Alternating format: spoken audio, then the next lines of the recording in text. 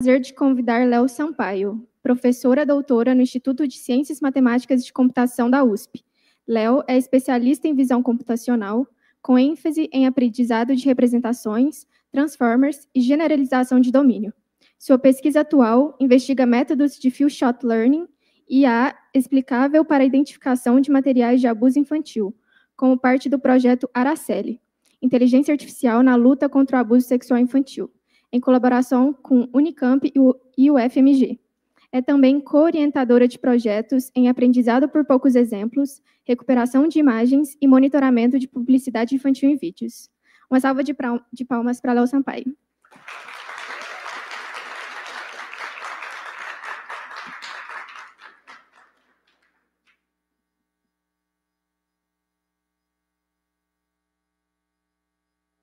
Olá, pessoal, tudo bem? Eu sou a Léo, então. Eu falo de um jeito que, assim, é muito animado dado o tópico. Então, vai ficar tudo bem, ok? A gente vai falar de forma leve. Certo. Então, a ideia aqui é que eu vou apresentar para vocês um artigo que a gente conseguiu publicar na Conferência de Justiça, Responsabilidade e Transparência da ACM, que eu vou apresentar na conferência na semana que vem. Então, vocês vão ter uma preview do artigo que está para sair, ok? Certo. Então, essa é a carinha do artigo, e aí a ideia para essa palestra é que eu vou usar o artigo para ancorar a conversa que a gente vai ter, e aí se vocês forem baixar esse PDF, vocês sabem como ler a ordem e qual que é a cara das coisas, ok? Certo. Então, aqui está a citação do nosso artigo e o nome original. A primeira autora é a Tamires, a gente vai falar um pouquinho sobre a Tamires daqui a pouquinho também. E a nossa agenda é que a gente vai falar sobre a introdução, a motivação do problema, a gente vai falar sobre o que significa tarefas substitutas no nosso contexto, e aí a gente vai falar um pouquinho sobre como nós aplicamos aprendizado por poucos exemplos, ou few-shot learning, para trabalhar com esse problema, e a gente vai falar sobre especificamente o estudo de caso que a Tamires fez usando o nosso protocolo. Ok? Todo mundo pronto? Empolgados? Certo. Essa é a parte que vocês não ficam mais empolgados. Então, motivação. O problema de materiais de abuso sexual infantil é obviamente gigantesco. E ele é gigantesco não só porque ele é muito sério, mas também porque a quantidade não para de crescer desse tipo de material sendo compartilhado na internet. Então, só no Brasil a gente teve 71 mil denúncias em 2023, que foi o dobro de 2022, e o Brasil ele está muito para trás no número de denúncias. Então, se vocês acham que 71 mil denúncias é bastante, a mesma rede dos Estados Unidos recebeu 32 milhões de denúncias de espalhamento, presença, compartilhamento de materiais de abuso infantil na internet. O problema fica um pouco pior ainda, por causa do nosso estado atual, talvez, da inteligência artificial, da pesquisa e tudo mais, porque a gente começa a ter problemas também de criação de imagens de abuso sexual infantil que não existiam antes, e vão servir para incentivar que esse crime continue acontecendo e aí materiais reais sejam criados como parte disso. Então, nessa notícia do Estadão, a gente tem investigação de pessoas que estão usando inteligência artificial para criar esse tipo de imagem com crianças, mesmo que elas não tenham participado do crime. E esse problema também foi encontrado mais recentemente na Lion, que se vocês trabalham com IA, vocês devem conhecer essa base de dados, ela tem 5 bilhões de imagens, e ela foi usada para treinar todos os modelos geradores, ou quase todos os modelos geradores que vocês usam hoje em dia para gerar imagens. Ela foi usada para treinar o Clip, que é um modelo de fazer busca de imagens baseado em texto, e esses tipos de modelos são todos usados para fazer múltiplas outras tarefas. E aí, o que foi descoberto em fevereiro de 24, eu acho, a data está muito pequenininha ali, foi que existiam imagens de CSAM, eu vou passar a falar CSAM para a gente não ficar falando a sigla que envolve abuso infantil o tempo todo. Então, foram identificadas imagens de CSAM no meio da Lion 5 bilhões. O que quer dizer que os geradores e os motores de busca e todas essas coisas foram treinados nesse tipo de imagem. Porque 5 bilhões de imagens são muitas imagens e a gente não consegue checar todas as imagens, a não ser que você invista muito dinheiro no processo de checagem, de avaliação, de auditoria de dados, que talvez vocês deveriam investir. Pessoas, empresas que estão aqui com a gente, não sei quem que é de empresa e quem que é da academia aqui. Mas, enfim, a academia vai continuar denunciando vocês, até vocês começarem a investir dinheiro nisso. Pode investir na gente, a gente faz a busca por imagens horríveis nos datasets, tudo bem? Paguem bolsas para os nossos alunos. Certo? Então, da mesma forma, essas grandes empresas não conseguem exatamente dar conta do problema sozinhas.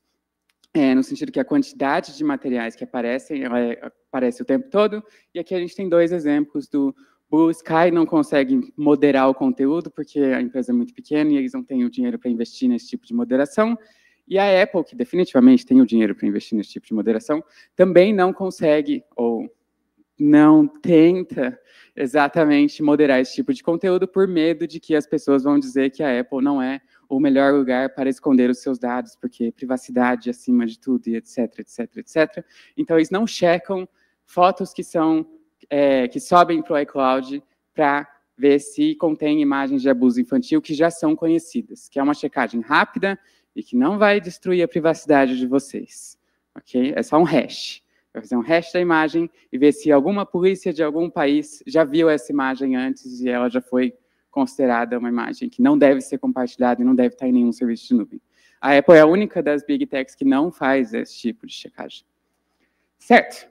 Então, agora que está todo mundo bem empolgado para resolver o problema, tem 2 aspectos muito importantes sobre o problema em si. O primeiro é que o espalhamento desse tipo de material, ele cria esse conceito de revitimização, em que as pessoas, se elas entrarem em contato de novo com esse tipo de coisa que elas participaram durante a infância, elas vão ser revitimizadas, elas vão ter o sofrimento de volta, e só de saber que esse tipo de coisa continua acontecendo também prejudica o psicológico dessas crianças, que talvez agora mesmo não sejam crianças.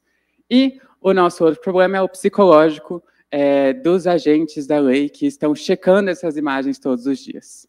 Então, para acusar uma pessoa, para ter algum tipo de flagrante, para ter uma prisão, qualquer coisa desse tipo, alguém tem que aprender um HD externo, um HD interno, um HD de computadores e olhar todas as imagens individualmente e checar se parte dessas imagens são CSAM ou não, para então poder fazer algum tipo de justiça, depender do país que nós estamos. Então, a nossa solução é que nós queremos trabalhar com reconhecimento automático, com triagem de dados e com análise do comportamento desses dados para ir na direção de melhor automação, de forma que a gente consiga pegar esse tipo de material antes que ele se espalhe e que a gente prejudique menos o psicológico dos agentes da lei que estão tendo que olhar para esses materiais todos os dias. Ok. Então, os desafios para a gente fazer esse caminho para a automação são, inicialmente, o acesso aos dados. Então, materiais desse tipo, obviamente, são protegidos por lei, e a academia não pode ter acesso, e não deveria ter acesso, ninguém deveria ter acesso, a gente não devia estar mandando esses dados para nenhum lugar. Eles devem ficar presos num cofre lá na Polícia Federal ou no Ministério Público, ou qual for a agência que tenha pego esse tipo de dado. E a nossa outra questão é que, se a gente não tem acesso aos dados, como é que a gente vai treinar e testar modelos que vão fazer essa detecção automática? Então, a nossa proposta para esse artigo e para o projeto Araceli como um todo, que eu vou falar mais no finalzinho, que é a nossa equipe toda, é resolver esses 2 desafios, basicamente. Então, no artigo, a gente introduz um protocolo para fazer isso. E esse protocolo começa com 2 aspectos. Primeiro, a gente precisa ter parcerias com agentes da lei para ter algum tipo de acesso substituto ou proxy a esses dados. E a gente precisa também ter tarefas substitutas para que a gente possa trabalhar e criar modelos em cima dessas tarefas que não dependem dos dados que são sensíveis. Ok? Então, combinando essas 2 coisas, a parceria com agentes da lei também contribui para a gente desenvolver essas tarefas substitutas, para a gente identificar quais são as tarefas que representa o nosso problema, mas que a gente tem dados públicos para criar modelos e treinar modelos. Certo? Então, entrando mais a fundo em tarefas substitutas, o que é uma tarefa substituta no nosso contexto? Então, a gente tenta quebrar esse tipo de tarefa em duas partes. Então, o primeiro aspecto é que essa tarefa é uma subtarefa do reconhecimento de CSAM. E o segundo aspecto é que a tarefa deve considerar restrições que a gente vai ter quando a gente for fazer reconhecimento de CSAM no mundo real. Então, exemplos de subtarefas seriam reconhecimento de cenas, se a foto ela foi tirada num quarto de criança, numa cozinha, num banheiro, numa piscina, numa sala de aula, reconhecimento de nudez, estimação de idade, detecção de pose, são todos exemplos de tarefas substitutas, que são tarefas que nós conseguimos dados reais para treinar, elas representam um aspecto do problema de reconhecimento real, mas elas não requerem que a gente tenha acesso para fazer treinamento aos dados reais de CSAM. As restrições são considerações sobre como esses dados vão aparecer no mundo real quando eles tiverem um HD apreendido ou tiver uma conta do WhatsApp que foi tomada pela polícia, alguma coisa desse tipo. E essas restrições vão ser, alguns exemplos aqui, são que a gente vai ter poucos exemplos do que é CSAM e o que não é CSAM. A gente vai ter hardware limitado a depender de qual que é a agência da lei que fez essa apreensão. Se a gente quer ter um flagrante, por exemplo, a gente não pode levar esses dados para algum lugar para fazer essa análise. A gente tem o problema de mudança na distribuição, de que dados públicos são muito bem comportados, dados reais não são nada bem comportados, e especialmente esse tipo de dado, como eles são ilegais, eles vão ter características do fato de serem ilegais. Por exemplo, a baixa iluminação, que é um outro exemplo de restrição, as fotos são embaçadas, os vídeos são mal tirados, enfim, esse tipo de coisa. São restrições que a gente tem que levar em conta para fazer com que os modelos funcionem, mesmo que a gente não tenha acesso aos dados. Certo? Então, a gente cria as nossas tarefas substitutas considerando esses dois aspectos e sempre em conversas com os nossos parceiros, os agentes da lei, que no caso do projeto Araceli, a gente tem parceria com a Polícia Técnico-Científica de São Paulo e com a Polícia Federal também do Brasil. Certo? Então, se a gente desenvolve essas tarefas substitutas, como que a gente chega numa solução? Então, a gente criou um protocolo, e o plano para esse protocolo é que a gente começa nessa análise centrada em dados. Então, antes da gente pensar em modelos, a gente pensa na distribuição desses dados, a gente conversa com os nossos parceiros agentes da lei, e olhando para os dados, a gente propõe tarefas substitutas novas, e a gente propõe bases de dados que serão usadas para testar esses modelos no final do processo. E é importante que a gente testa em CSAM, mas a gente testa uma vez só a cada ciclo inteiro. Então, a gente não pode ter um policial federal lá dedicado a ficar rodando os nossos modelos e falando para a gente qual que é a acurácia. Então, a gente deve rodar um teste a cada 6 a 12 meses na Polícia Federal. Então, nesse tempo todo, a gente vai estar projetando um monte de modelos, e aí a gente fala com um agente da Polícia Federal, manda o modelo e pede, você pode testar, fala para a gente a acurácia, fala para a gente qual que é a matriz de confusão, o que você acha que deu certo e que deu errado, para a gente, então, continuar trabalhando e criar melhores modelos. Ok, então, dado que a gente criou tarefa substituta, criou uma base de dados, a gente parte para o segundo, terceiro e quarto passo, que vão ter essa mesma ideia de que agora a gente vai desenvolver um modelo. Então, a gente vai focar em uma tarefa substituta. Passo 1, ou 2 no protocolo todo, a gente vai formalizar essa tarefa substituta, então a gente vai criar treino e teste, a gente vai descobrir quais são as melhores métricas para representar essa tarefa, e aí a gente vai seguir para o processo de desenvolver um modelo. Então, primeiro passo, desenvolver um modelo, a gente vai olhar para o estado da arte que existe atualmente e fazer experimentos com o que é mais próximo de uma solução para esse problema. Então, o nosso caso de estudo aqui vai ser o problema de aprendizado por poucos exemplos para detecção de cenas internas. Então, a gente vai olhar para qual que é o estado da arte em detecção de cenas ou reconhecimento de cenas, a gente vai olhar para qual que é o estado da arte em aprendizado por poucos exemplos, a gente vai misturar esses dois conceitos, então, e fazer experimentos, desenvolvimento de novos métodos que funcionem nesse contexto da nossa tarefa substituta específica. Tudo bem até agora? Então, vocês devem esperar qual que é o próximo passo, que é o nosso passo final, então, que é a gente vai chegar para a Polícia Federal, para a Polícia Técnico-Científica e falar, a gente tem um modelo para vocês testarem. Então, a gente vai fazer a avaliação final, e aí, a partir da avaliação final, a gente fecha um ciclo com esses modelos, e esse ciclo a gente vai voltar para a redefinição da nossa tarefa substituta. Potencialmente, se o modelo funciona muito bem, nesse processo de validação, a gente também vai ter entregue para a Polícia Federal, a Polícia Técnico-Científica, o Ministério Público, um modelo de triagem de dados ou um modelo de reconhecimento de CSAM automático. Tudo bem? Foi muito rápido? Tá, ok. Então, esse é o protocolo que a gente propõe. E aí, dentro desse protocolo, eu vou falar de um caso de estudo, que é a tarefa proxy de... eu estou falando tarefa proxy. A tarefa substituta... Faltam 20 minutos.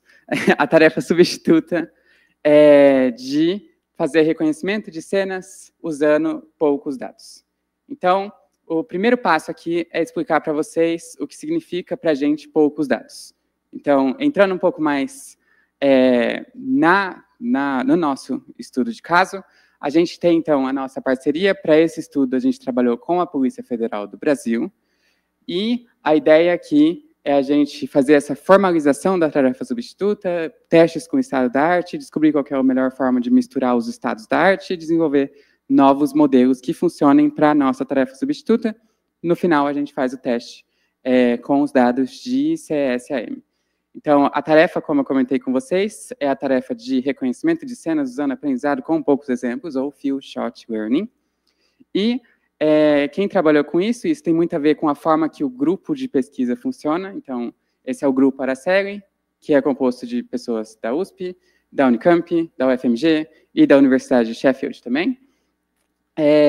Então, para essa tarefa substituta, foi basicamente o mestrado todo da Tamires, e é por isso que ela é a primeira autora desse artigo.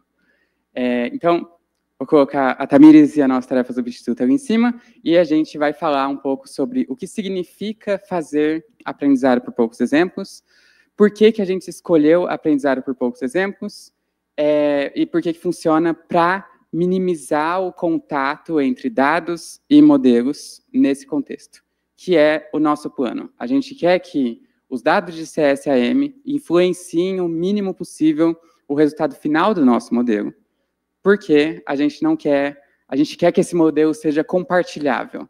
A gente quer que mais pessoas possam trabalhar nessa tarefa substituta, melhorar o trabalho na tarefa substituta, para que ela possa ser usada para resolver o problema de CSAM. Então, a gente não quer contaminar a tarefa com o CSAM, porque isso vai impedir que o modelo seja compartilhado. Porque qualquer modelo que for treinado com dados sensíveis não pode ser compartilhado. Porque muitas coisas podem acontecer nos próximos anos. Por exemplo, alguém pode descobrir como extrair dados que foram usados no treinamento de um modelo, e a gente não quer correr nenhum risco desse tipo. Ok? Então, se algo é treinado com dados sensíveis, não é compartilhado. Então, a gente quer focar em não treinar nada com dados sensíveis. Bem, e particularmente, treinamento por poucos exemplos, ou Few Shot Learning, tem algumas ferramentas que nos permitem fazer isso. Então, só para explicar o conceito para vocês, a ideia é que quando a gente está trabalhando com aprendizado por poucos exemplos, a gente tem esse conceito de um episódio, e é um episódio de treinamento, entre muitas aspas aqui, em que a gente vai ter alguns pouquíssimos exemplos de cada classe de interesse, e a gente vai ter um conjunto ali de teste também relativamente pequeno, e a gente tem que aprender, entre aspas, essas classes que o nosso modelo nunca viu, usando apenas esses poucos exemplos. Então, nesse caso específico aqui, a gente tem 3 classes e a gente tem 3 exemplos por classe. Então, a gente tem aeroporto, padaria e quarto, e o nosso modelo nunca viu um aeroporto, uma padaria, um quarto, e agora ele tem que entender o que significa ser um quarto, padaria, aeroporto, usando apenas 3 exemplos. A gente chamaria isso, no jargão de Few-Shot Learning, de um episódio de 3 ways e K-shots, onde K é igual a 3. Então, 3 ways, 3 shots. Ways é o número de classes, shots é o número de exemplos que nós temos por classe. E aí a nossa consulta vai conter essas 3 classes e a gente vai testar se o nosso modelo funcionou ou não. Tudo bem? Certo. Então, é como se fosse um episódio, uma versão de laboratório do problema real, de que a gente realmente tem pouquíssimos exemplos para treinar alguma coisa. Então, a gente quer um modelo que ou já tenha aprendido informação suficiente para extrair semântica disso daqui, ou um modelo que aprende muito rápido e com pouquíssimos exemplos. Ok? Durante o treinamento e durante o teste, a gente, por ser uma coisa de laboratório, a gente cria diversas simulações desse tipo, e aí nós temos múltiplos episódios para fazer treinamento e para fazer teste. Então, a ideia de que a gente vai treinar com esses episódios, a gente passa a chamar o treinamento de meta-treinamento, porque a gente está treinando sobre múltiplos episódios de treinamento, o que é um pouco esquisito. Vocês podem só chamar de treinamento, que vai ficar tudo bem, ninguém vai morrer se vocês não chamarem de meta-treinamento. Mas a ideia aqui é que o treinamento acontece levando em consideração que o nosso modelo vai ver apenas esses exemplos. E aí, em particular, a gente, para o projeto da Tamires, a gente escolheu trabalhar com uma categoria de modelos de aprendizado por poucos exemplos, que são modelos de embedding learning, de aprendizado de embedding ou de aprendizado de representações. Então, a ideia desses modelos é que a gente vai usar esse conceito de episódios, a gente vai usar uma base de dados bem grande que a gente tem acesso, e a gente vai treinar esse modelo para ir bem em episódios extraídos dessa base bem grande. E essa base bem grande, ela vai ser diferente da nossa base de teste. Então, vão ter classes diferentes, vão ter exemplos completamente diferentes. Então, é como se a gente estivesse treinando em outra tarefa, numa simulação de aprendizado por poucos exemplos, e agora a gente tem, no final, um extrator de características, e esse extrator de características deveria gerar um espaço vetorial, onde a gente consegue olhar para os exemplos mais próximos, e esses exemplos mais próximos fazem sentido semântico em relação aos exemplos que a gente quer testar. Então, se a gente pensar que isso daqui é o nosso episódio, então a gente tem 3 exemplos para... a gente tem 3 exemplos para cada classe, a gente tem 3 classes, esse é o nosso episódio, e aí, durante o episódio, a gente vai testar se novos exemplos vão ser classificados corretamente, e se eles não forem, a gente vai ajustar o nosso espaço vetorial durante o treinamento, de forma que o nosso espaço vetorial contribua para essa classificação por proximidade. Tudo bem? E aí, após fazer a otimização toda, a gente conseguiria melhor garantir que a classificação vai funcionar quando a gente faz esse tipo de classificação por proximidade. Se vocês trabalharam com aprendizagem de máquina, esse tipo de classificação seria bem parecida com um K vizinhos mais próximos. Não é exatamente igual, mas é bem parecido. Se vocês quiserem saber mais, esse método de fazer aprendizagem por poucos exemplos, normalmente é chamado de ProtoNet, ou aprendizado baseado em protótipos, alguma coisa desse tipo. Certo? Então, isso é muito vantajoso para nós, porque isso significa que, se a gente escolhe uma tarefa relacionada ao problema de detecção de CSAM, a gente aprende em cima dessa tarefa com esse conceito de episódios, simulando essa falta de dados, e aí a gente tem um extrator de características e não um classificador. O que quer dizer que, quando a gente entrega o nosso modelo para a polícia pode extrair o espaço vetorial das imagens de CSAM e a gente tem esse espaço em que a gente pode comparar coisas e, se uma imagem nova estiver próxima das imagens de CSAM aqui, ela provavelmente é CSAM. Se ela estiver próxima de outras imagens que não são CSAM, por exemplo, pornografia, ela vai estar mais próxima dessas imagens e não vai ser classificada como CSAM. Então, a gente tem um modelo que permite classificação de CSAM sem que os pesos tenham sido influenciados pela tarefa final. Então, a gente pode divulgar esse modelo à vontade, porque esses pesos não contêm informações sobre os dados sensíveis. Eles estão livres dos dados sensíveis, eles são independentes, mas eles podem ser usados para resolver esse problema. Faz sentido? Muito bom? Ok. Também achei uma ótima ideia. Por isso que a gente publicou o artigo. Certo.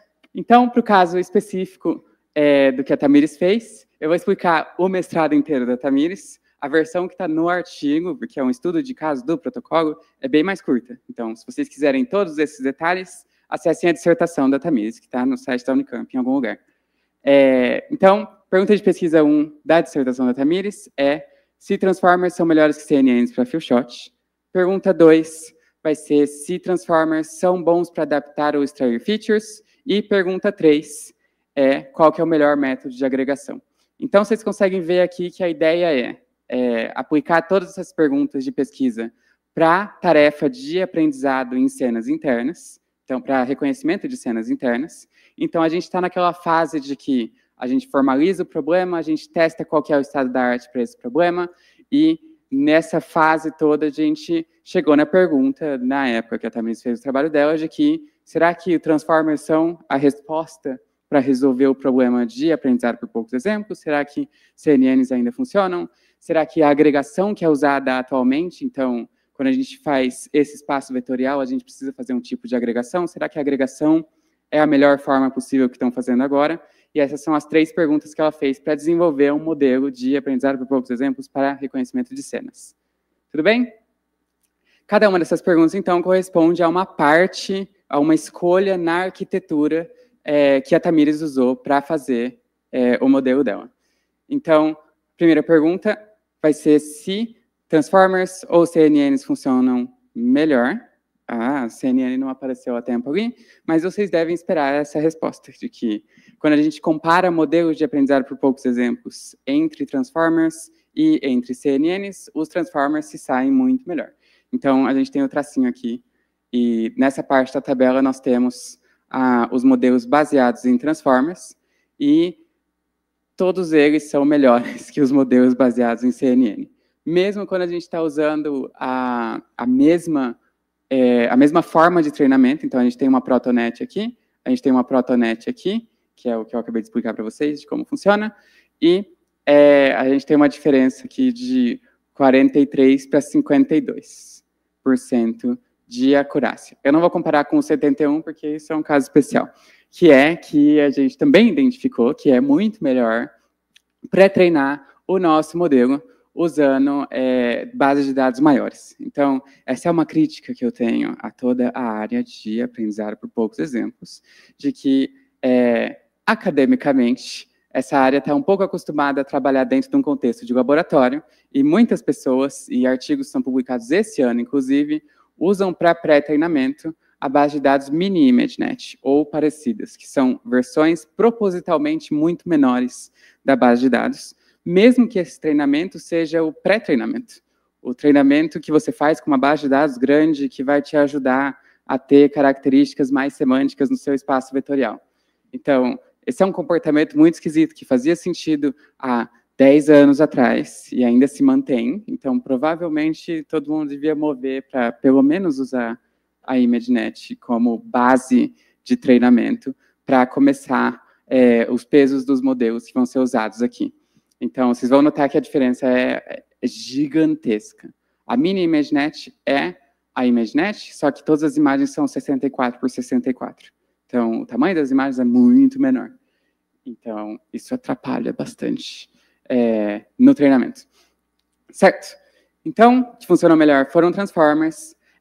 Usando essa mesma tabela, a gente tinha a pergunta de se usar uma CNN e depois usar um transformer ajudaria, porque tinham alguns trabalhos fazendo isso, e não ajuda. Usar um transformer puro funciona melhor, tanto que usar a CNN já não funciona tão bem quanto usar um transformer, então usar só um transformer funciona melhor para fazer aprendizado por poucos exemplos.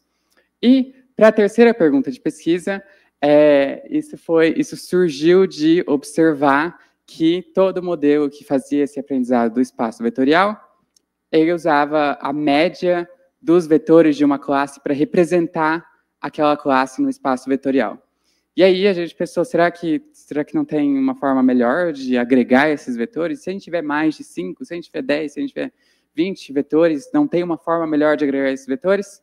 E a resposta é não, não tem. A gente testou várias formas de agregação e fazer a média só funciona melhor mesmo. A gente vai ver eu pulei. A gente vai ver isso. Estamos vendo um plot do espaço vetorial que nós temos. O espaço vetorial tem 256 dimensões.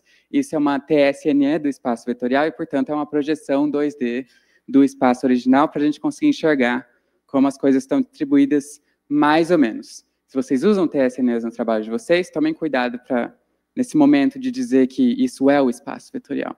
Não é uma projeção. A projeção pode enganar vocês, mas ela é útil para a gente discutir, especialmente quando a gente está falando durante uma palestra ou alguma coisa desse tipo. Então, no espaço vetorial, a gente já consegue ver os problemas que vão surgir, mas a gente consegue ver que as nossas classes, e essas classes são imagens, são cenas internas, que nunca foram vistas pelo nosso modelo. Isso é importante.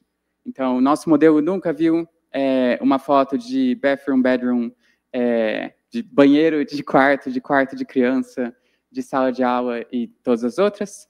Essas 8 classes foram selecionadas com a Polícia Federal, que são classes que costumam aparecer nas imagens de CSAM e, portanto, características que identificam essas classes devem ajudar também a identificar imagens de CSAM. E a gente consegue observar que o espaço vetorial que nós temos, ou essa projeção do espaço vetorial, é suficientemente organizada, exceto por algumas confusões, especialmente entre quarto e quarto de criança. Nós temos uma aluna, Andresa, que está focada especificamente no problema de diferenciar quarto de criança, que é um problema semântico gigantesco, mas muito relevante para a identificação de CSAM, especialmente porque, de acordo com a polícia, imagens de CSAM frequentemente simulam um quarto de criança. Então, mesmo que seja um quarto normal, brinquedos são espalhados para parecer que é um quarto de criança, e a gente quer identificar esse tipo de coisa com os nossos modelos. Certo? Então, olhando direto para os resultados, e aqui eu já pulei direto para os nossos testes com CSAM. Então, os nossos colegas, parceiros da Polícia Federal, eles pegaram uma base de dados que eles têm e sortearam algumas imagens para classificar entre as cenas internas. E aí a gente consegue ver a mesma confusão que a gente vê naquele espaço vetorial aqui, entre quarto e quarto de criança, e também um pouco de sala se mistura aqui entre quarto e quarto de criança. Vocês vão notar que a gente não tem nenhum exemplo aqui de sala de aula. Por quê? Porque a gente deu azar e não tinha nenhuma sala de aula nas fotos que foram selecionadas aleatoriamente. A gente não vai fazer a polícia ficar selecionando mais fotos e ficar olhando para elas para classificar. Então, infelizmente, a gente não sabe se funciona super bem para sala de aula. Mais interessante ainda é que, como a gente está trabalhando com esse modelo de aprendizagem por poucos exemplos e nós temos um espaço vetorial onde a gente pode fazer comparações, a gente pode usar o mesmo modelo sem treinar para fazer outras tarefas. Então, a gente pode fazer a tarefa de reconhecimento de CSAM. Aqui está listado como CSAI, porque são imagens. Então, CSAI de imagens. E aqui, a gente tem uma confusão razoável ainda entre CSAI suspeito, que é uma terminologia que a polícia usa, que talvez seja CSAI, se as outras imagens confirmarem que tem algo estranho no jeito que essas fotos foram tiradas. E a gente tem também uma confusão entre essas duas classes e a classe de pornografia. Então, esse é um problema aberto, que é resolver essas confusões específicas. Mas a gente consegue diferenciar bem das outras classes, especialmente as que Drawing só está separado aqui porque é uma classe que tem muitas imagens. E People a gente separou porque isso é uma classe que a polícia criou, que é só quando uma foto tem pessoas, mas as pessoas não estão fazendo nada de interessante, tipo, não é Não é pornografia, não é CSAM, tem só uma pessoa na foto, eles têm uma classe separada para isso, e essa classe é bastante confundida com as nossas classes de interesse também. E a gente tem uma hipótese sobre isso, e essa hipótese é que as nossas imagens de treinamento públicas para identificação de cenas, elas não costumam ter pessoas. Normalmente, quando você tem uma base de dados de identificar se algo é um quarto, ou um quarto de criança, ou um banheiro, é só uma foto do quarto, e não tem pessoas nessa foto, e isso vai atrapalhar na nossa tarefa final. Então, para realmente resolver o problema, é claro que a gente deseja combinar múltiplas tarefas substitutas, e, então, ter um espaço vetorial que é multifatorial e considera quais cenas as pessoas estão, quantas pessoas tem na cena, se as pessoas estão nuas, qual é a idade dessas pessoas. E nós temos uma aluna aqui no ICMC trabalhando na combinação multifatorial de todas as características de cada uma das tarefas substitutas que nós desenvolvemos dentro do nosso grupo. Tudo bem? Certo. Então, isso fecha a minha apresentação por hoje. Essa é a nossa equipe. Então, de docentes, nós temos a professora Sandra, o professor Jefferson, o professor... vou parar de falar professor. E o professor Fabrício, tem eu também. De pós-doc, nós temos o Carlos. De mestrado e doutorado, então, a Tamires já terminou, já defendeu. Nós temos também o João, a Camila, a Andresa e o Gil. De iniciação científica, nós temos o Arthur, o Caio e a Clara, aqui do ICMC. De TCC, nós temos o Gabriel, aqui do ICMC também. E é isso. Muito obrigado.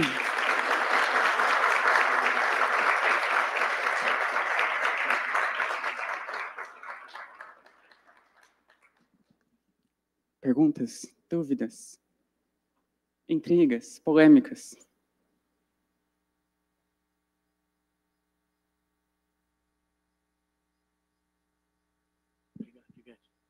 Tudo bom? Obrigado pela apresentação. Achei sensacional o trabalho de vocês. Espero que seja aprovado. Ainda não foi, eu suponho, né? Você não, foi aprovado. Ah, maravilha. Esse então. A gente vai apresentar semana que vem. Eu queria fazer uma pergunta, não ficou muito claro para mim.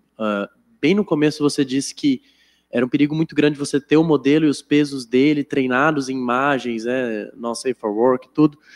E não sabe como vai ser no futuro, se pode extrair. Eu achei isso razoável. Eu só não entendi por que eu sou leigo, eu não sei qual a base teórica para isso, mas por que seria seguro eu ter uma construção de um espaço onde eu tenho esse cluster not safe for work, mas os pesos em si é um perigo? Por que esse espaço é teoricamente seguro para...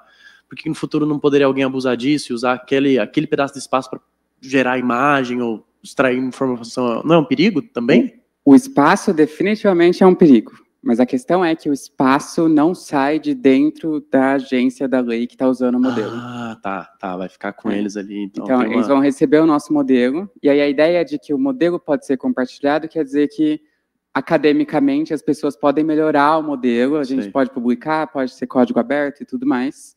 E o modelo só vai ver imagens sensíveis aonde ele pode ver imagens sensíveis, com quem pode ver imagens sensíveis. Tá, acho que foi a parte da logística, então, que eu não entendi, não. Sim, ficou sim. Perfeito, obrigado. Valeu. Mais alguma?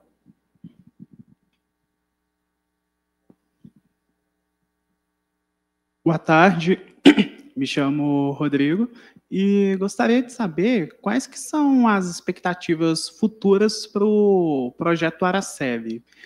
Está envolvendo a Polícia Federal e a parte da Polícia de São Paulo, mas como que são as expectativas de expandir esse modelo e, de fato, ter esse desejo que você disse sobre um uso mais compartilhado? Tá.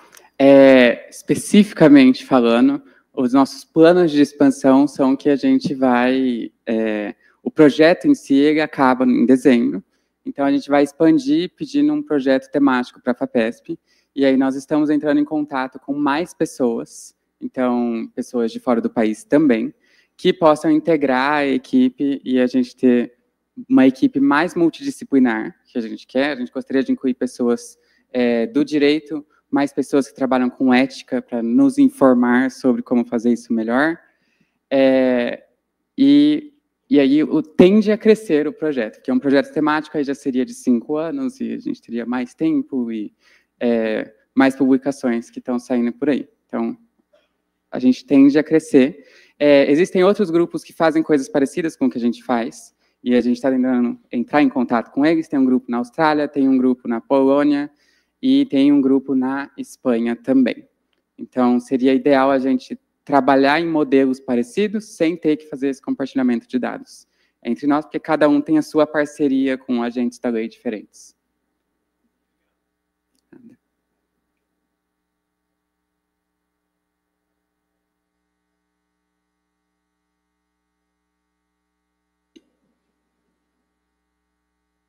Alô, alô. Última pergunta, tá bom, pessoal? Boa tarde, Léo. Muito obrigada pela apresentação. Foi muito sensacional. Eu fiquei com uma dúvida em relação aos falsos negativos também. Eu imagino que quando passava pela Polícia Federal, todas as imagens eram avaliadas. Então agora, quando a gente...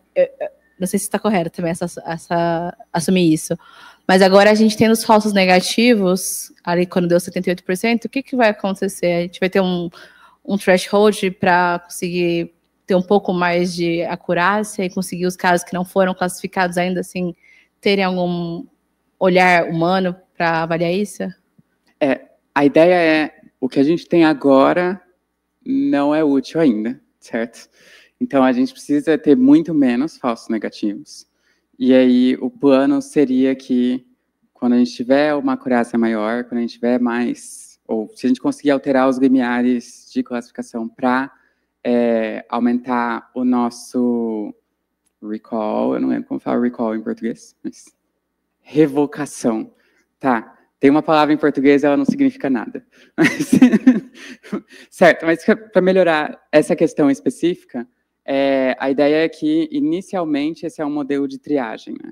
Então, a gente quer identificar super rápido, e aí uma pessoa humana vai ter que olhar ainda, mas ela pode olhar para menos exemplos, porque no momento que ela olhar para uma foto que definitivamente é SES-AM, ela pode prender alguém.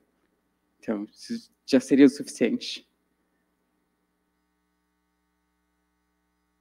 Alô. Uma salva de palmas para Léo.